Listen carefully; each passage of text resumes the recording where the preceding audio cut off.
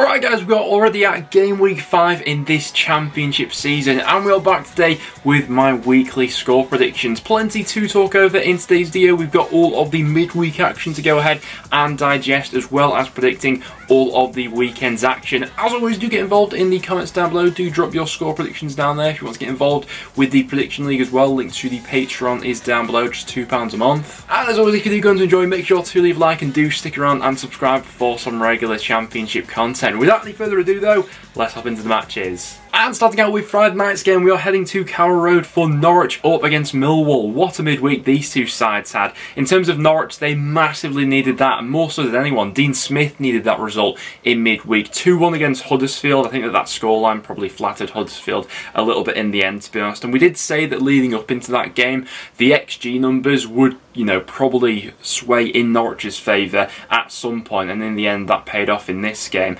Quite a good new look front three as well. Obviously Timu Pukki was missing, so Josh Sargent, Sinani and Todd Cantwell leading the line. Sinani and Sargent popping up with the goals in this one, and like I say, Norwich could have had 3 or 4 in that game quite easily. Up against Millwall, who had the comeback of all comebacks in midweek. 2-0 down in the 90th minute, and they somehow managed to rescue a point. Shout out to Ryan Leonard, who made an absolute monstrous tackle, which could have Swansea could have got a third goal had he not dived in with that last-ditched effort.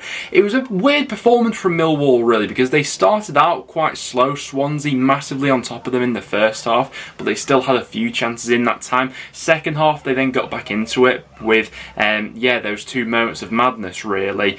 Have Millwall used their luck up for the week with that crazy comeback? I'm not so sure. I do think this will be a tougher test for Norwich than the Huddersfield game was. I don't think that Millwall will be quite as open as Huddersfield were.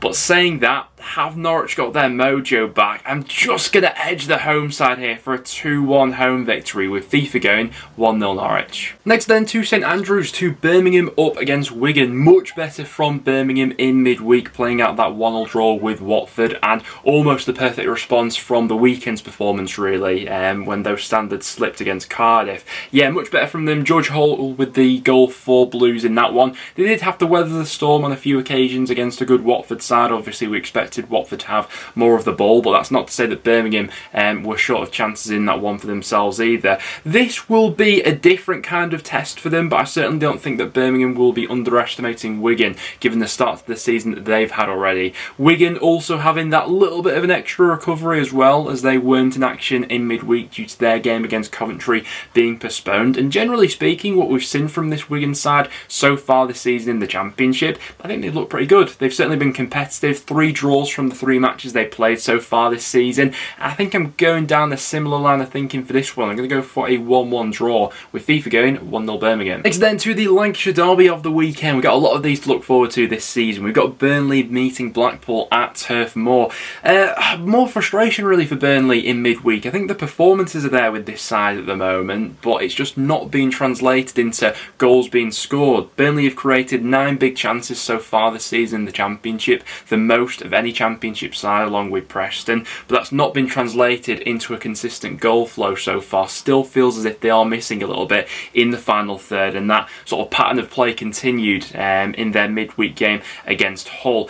Up against Blackpool, it's going to be an interesting one. Good atmosphere I'm expecting for this one. Massively needed 3 points from Blackpool in midweek to bounce back from the weekend. Josh Bowler with a little bit of magic in that one. He himself probably fell below his standards at the weekend, didn't have his best game, but when you're a player as good as him, you can turn it on like that, and a nice finish to give Blackpool all 3 points in what seemed to be a pretty tough away game for them. How do I see this one going? I expect Burnley to dominate the ball as they have done so far, but can they turn that into goals? I think it's going to be a pretty tight one, where the first goal may go on to decide this, actually, if Blackpool get it on a break or Burnley can turn their dominance into results. I'm just going to edge Burnley, I think, for a 1-0 home victory. FIFA's going 2-0 Burnley. I think that one's going to be very tight. After that, into the Dale 4, Preston North End up against Watford. Both teams drawing in midweek. Watford drawing 1 apiece with Birmingham. Probably a little bit to the Watford fans' frustration. I'm sure that they'd have been hoping for 3 points out of that one.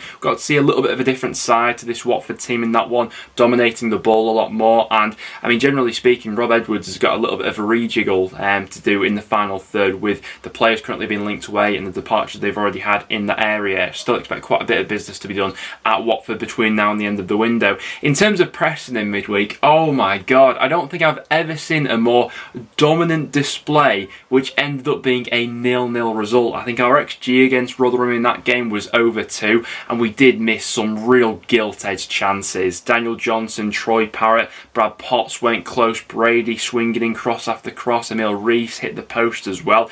There were just shots coming in from all angles, but just nothing was falling for us in the final third.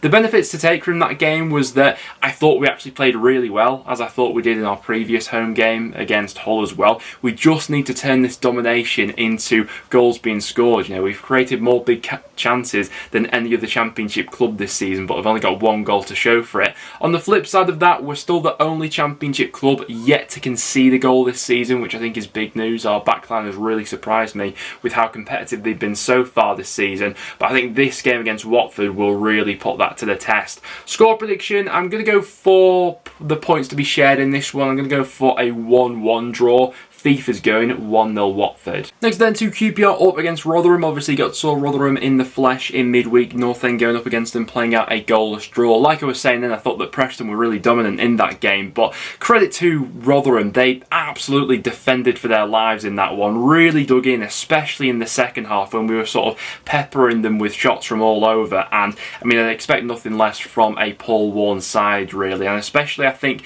if that's going to be the blueprint away from home, where they are a little bit more sort of defensively organised in their shapes and things like that, it's a decent blueprint to go forward. You know, get a few wins in your home matches and pick up some points on the road, and suddenly Rotherham I think are looking quite competitive in the Championship. I'd also give them a battling chance of getting something from this game as well. QPR, not really looking at it in midweek, I didn't think, against Blackpool. The quality wasn't quite there to go ahead and break down Michael Appleton's side. And from Michael Beale's point of view, I think he's still figuring out his best side, a side which is probably still lacking a little bit in the final third in terms of a consistent goal threat. And for a score prediction in this one, I think I'm going to go for a draw. I'm going to go for a 1-1. Rotherham not to be underestimated in this one. FIFA's going 2-0 QPR. Next up then to Reading up against Middlesbrough, and oh my god, Reading completely summing up the chaotic nature of the Championship. From getting battered by Rotherham at the weekend to having an absolute masterclass against Blackburn in midweek.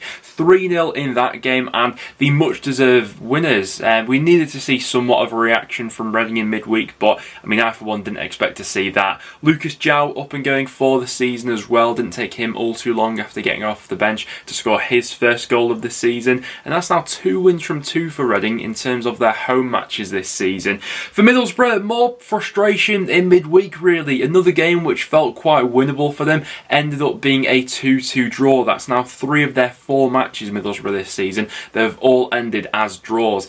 In terms of performances, it doesn't feel like they are a million miles away, but something just hasn't quite clicked for them as of right now. Chuba Akpom, I think, is in contention for potentially being back for the weekend, which would be an added benefit for Middlesbrough and that little bit more firepower going forward. But with Reading having a little bit about them at home so far this season, this could end up being more frustration for Middlesbrough and Chris Wilder. I think I'm going to go for a 1-1 draw here, with FIFA agreeing with me for that one. Next then to Bramall Lane for Sheffield United up against Blackburn. Good result for Sheffield United in midweek, all 3 points against Sunderland. They made the extra man count in that one. It was only a couple of minutes after Sunderland went down to 10 men that Sheffield United took the lead in that game, and they more than had their fair share of chances to get more than the 2 goals they eventually went on to score in the end. Have looked pretty good for their money in home matches so far this season, Sheffield United, and I do see them causing this Blackburn side some problems, who completely fell apart in midweek. Up until this point, it had been such a good start to the season for Blackburn, but what we had mentioned going into that Reading game for Rovers was their XG numbers and how they were overperforming it to, you know, maybe an unsustainable rate. So a performance like that in midweek was probably always going to come at some point, albeit I wasn't expecting it to come at Reading away. So yeah, Blackburn are going to have a tough job here to bounce back in this one. They do have their threats on the counter-attack, and we shouldn't rule them out because of that one loss to Reading. It would be typical of the Championship now for Blackburn to go on and win this game, but Sheffield United seem to be going through the gears at the moment. I'm going to back them for all 3 points in this one. I'm going to go 2-1 Sheffield United, with FIFA going for a 1-1 draw. Next then to Stoke up against Sunderland. Looking forward to this one. The pressure still seems to be building on Michael O'Neill at Stoke, albeit they did get a bit of a get out of jail free card in midweek with that last minute equaliser against Middlesbrough. The problem Stoke are having at the moment is the injury list is really piling up, and in crucial positions to Stoke. They're missing their two wing backs at the moment in Josh Tymon and Harry Clark. It sort of means they're having to put square pegs in round holes at the moment, which isn't particularly helpful for their situation. Josh Laron also out with an injury at this time as well, albeit they are still unbeaten across their 2 home matches and have scored 2 goals in each of them. Going up against the Sunderland side, who somewhat got a little bit unfortunate in midweek. They started that game out fairly well away at Sheffield United, and had it not been for that red card, there's an argument in there that they take home at least a point in that game. So they'll dust themselves down for this one, and I'm sure that loss against Sheffield United won't stop the momentum from this Sunderland side going into this game. With Stoke, they're a difficult one to call at the moment. I think I'm going to go for a scoring 2-2 draw in this game, with FIFA going for a 1-apiece draw. Next then we head to Swansea up against Luton. Neither side particularly having a great midweek. In terms of Swansea, it was probably their best performance of the season against Millwall, but they obviously had that moment of madness in added time, conceded 2 goals, and that ended as a 2-2 draw, despite playing some really quite good football actually. Obafemi up and running for the season, more chances being created. That was a bit of a sticking point we'd had with Swansea up until this point, but more of the same from Swansea this season, and they'll win more matches than they'll lose playing in that nature. And they've got a good opportunity to get something from this game against the Luton side, who just haven't got going for this season. The same could be said about their performance in midweek as well. Really sloppy, especially in that first half against Bristol City, and even into the second half when Bristol City went down to 10 men, they couldn't make that extra man count, and for whatever reason they've just looked a little bit disjointed so far. The goals haven't come, and maybe it is a result of having a little bit of a playoff hangover from last season. Score prediction for this one, I think I'm just going to edge Swansea now. I'm going to go 1-0 Swansea in this game, with FIFA agreeing with me for that one. Next then to the Hawthorns for West Brom up against Hull. Even more frustrations for West Brom at the start of this season, as they played out a goalless draw with Cardiff in midweek. 3 draws and a loss to start their season isn't exactly ideal for a side who we anticipated and expected to be up and amongst it this season after the underperformance they had last season in the Championship. And I don't think things get much easier with this game against Hull either. Hull have had 3 pretty tricky matches that they've come through recently against the likes of Preston, Norwich and Burnley. Hull do really well actually in these sort of games, where even under pressure they stay in games, even when the opposition gets on top. Defensively, I've really been quite impressed with Hull so far this season, and they then have those threats to go forward and pick you off on a few breaks and things like that. We saw that was the case away at Burnley. So I'm expecting West Brom to have plenty of the ball in this one, but Hull can pick you off and make you pay if you do leave a gap or two.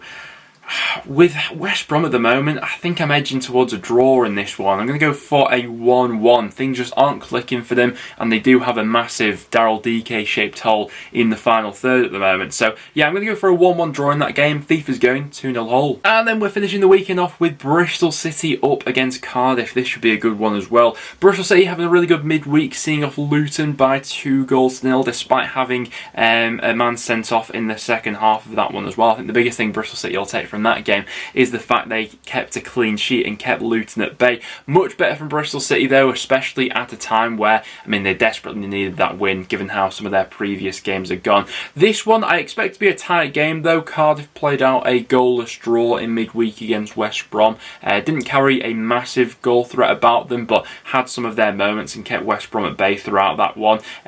Probably you'd say Cardiff's more creative performances have come at home so far this season. Certainly that game against Birmingham, when they were creating chance after chance.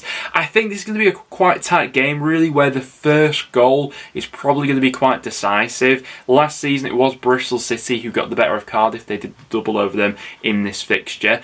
And can they build a bit of momentum on midweek's result? I'm just going to edge Bristol City for a 1-0 home victory. FIFA's going to go 1-0 Cardiff, but I always tend to be a bit dodgy when I'm calling Bristol City results. There we have it though, guys. That will wrap it up for today's video. Thank you very much for tuning in. As always, make sure to get your thoughts and predictions in the comments down below. If you did go in to enjoy, make sure to leave a like and do stick around and subscribe for some regular Championship content. Thanks for tuning in, guys, and I'll see you all in the next one.